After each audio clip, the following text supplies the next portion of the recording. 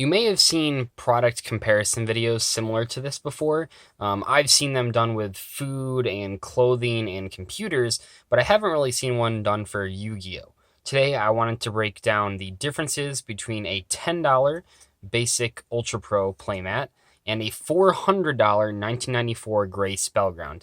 Now, there are obviously going to be a lot of differences here, and I'm going to try to be as unbiased as possible. And let's just get right into it, starting with the Ultra Pro mat.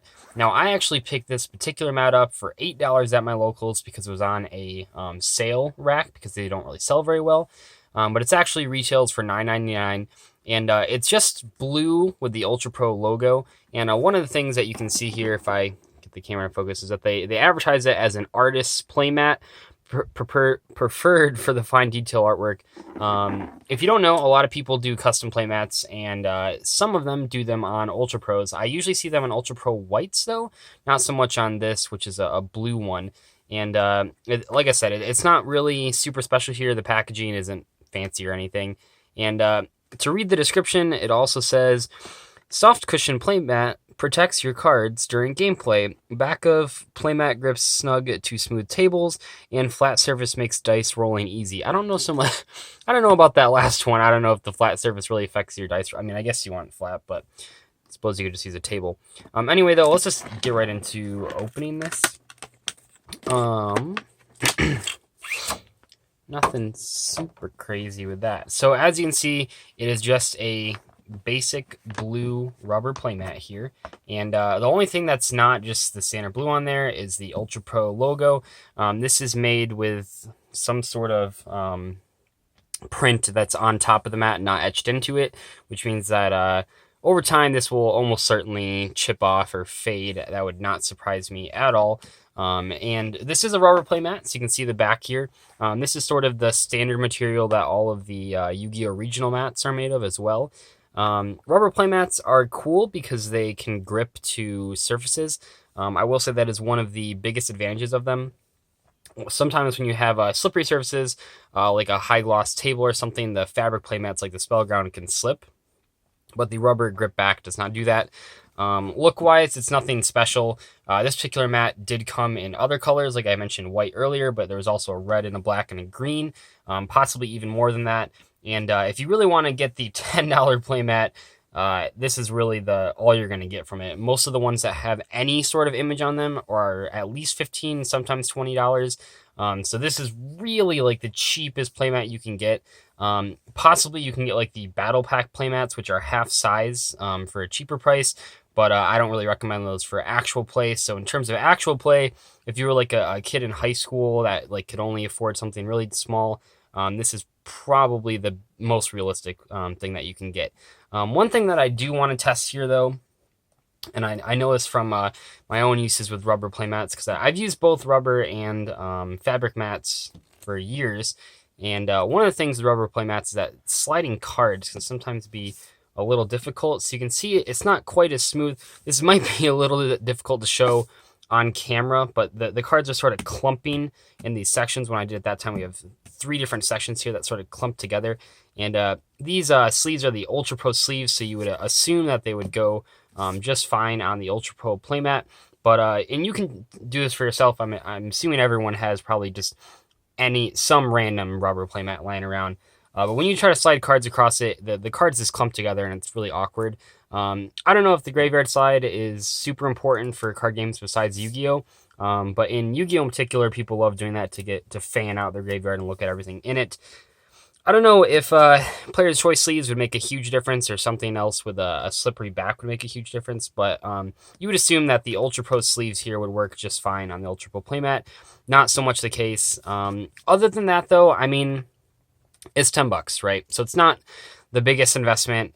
Quality wise, it's all right. I would say in the past that I've used the really basic Ultra Pro playmats, they've lasted about 5 to 6 months, depending on how often you're using it. What tends to happen is that these edges here don't stay very straight. They start sort of waving and stuff, and that can be a huge issue, especially when you're trying to make your setup not look sort of janky, because I don't know. And when you're already playing on a one color playmat, so your setup isn't going to look super cool, but when it's also like all wavy and not in good condition, that makes it look worse. Although not everyone cares about that. I know some people really like showing up their opponents by playing on a blank playmat and then beating them. But in terms of looks, nothing special. In terms of value, it's all right.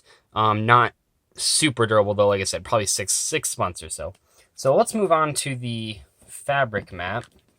Now, a brief history lesson on this Spellground. There's obviously a lot of Spellgrounds out there. This particular one is the 1994 gray Spellground. It also came in tan. These are highly regarded as the best Spellgrounds ever made, perhaps the best fabric mat ever made. They feel wonderful. They've lasted now 20 plus years, which is insane to think about. And that's sort of the first thing that I want to mention as I unfold this out. And you can see that the artwork on here isn't anything, I mean, at this point, it's sort of iconic, the Spellground artwork. You have the graveyard here, the library here, and then you have a section in the middle that has some artwork along the design. It's not something that's you're gonna freak out over, and they do have some fancier ones now, but as in terms of the classic Spellgrounds, this is what the artwork came with. This is a 2-player mat, so you can see I have it folded over like this. There's actually about 2.5 inches or so, but it is a 2-player fold-out playmat. While most people don't end up using it as a 2-player playmat, the option is still there. It's more just important because you can fold it like this, how I have it, and this ends up being a little bit bigger than the rubber one. I can put the rubber one on there. So basically you end up getting like half an inch around everything of extra space, and that might not sound like a big deal when you're considering all like the deck boxes and calculators that you probably have on your playmat. It definitely can matter. Now, like I said earlier, this does feel fantastic. It really does, and it's obviously the more durable of the two. I mean, this mat is from 1994. This mat is literally older than I am, and it is still in great shape. Almost all the ink is still intact, except for on my mat, the ink in the very middle where the crease was isn't super intact because this actually just sat in the bag folded for many years, and then when I got it out, the part that was folded had come off a little bit. But just in general, the inking quality is a lot higher, so it's going to last a lot longer. I don't know so much with the newer Spellgrounds, but in terms of the 94 ones, that's definitely the case. As far as the graveyard slide, fabric mats, and specifically V1 Spellgrounds, which this one is, always are going to have the top quality slide on there. It's just super smooth. Once again, I'm not sure if that'll show on camera very well, but it just feels so great, honestly. It's just insane. I don't know if it's just the fabric gripping the back of the cards, and these are the same cards that we were using for the Ultra Pro one where it was clumping together.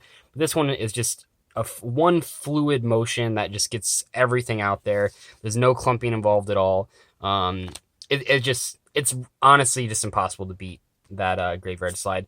And I think that's one of the big selling points of these, is that the feel is just great. It feels good to play on these types of playmats.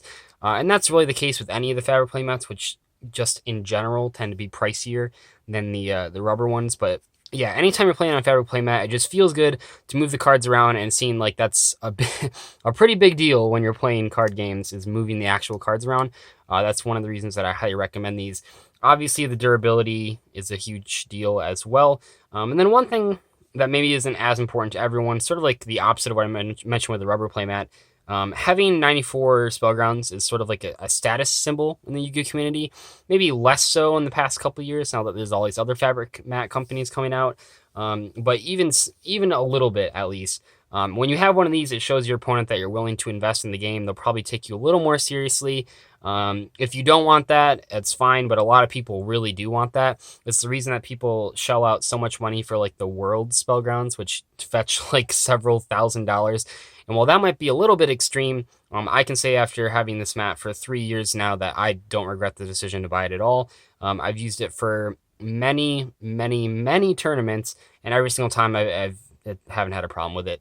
And I don't know if you have to go all out as far as getting a $400 Spellground, but in terms of this exact look and feel, it is virtually impossible to get it anywhere else. And it is one of the reasons why these Spellgrounds in particular have lasted so long in terms of value.